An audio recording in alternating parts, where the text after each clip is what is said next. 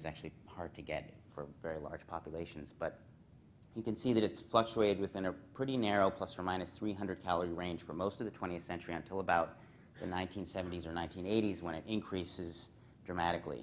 That bottom line is per capita calorie availability adjusted for spoilage and waste. That's a more accurate indicator of how much people are actually eating, but we can see that that's also increased.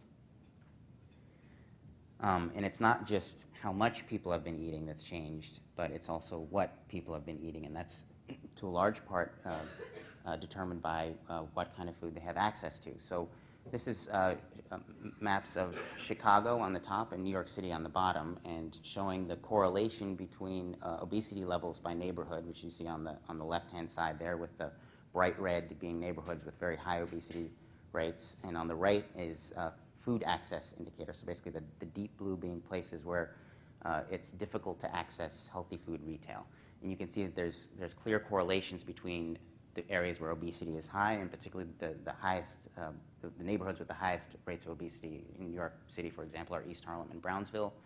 And those also happen to be neighborhoods that the New York City Department of Health has classified as food deserts. So there's obviously there's a lot.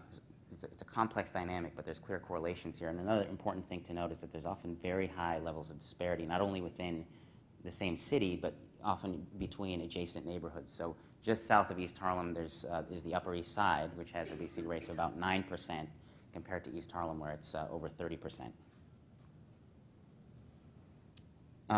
So as part of this project, we've been working on a lot of different kind of side projects, and one of them has been different ways to visualize the data and this information. So this is what we call a salescape, which is basically a three-dimensional representation of food sales by neighborhoods in Manhattan, with the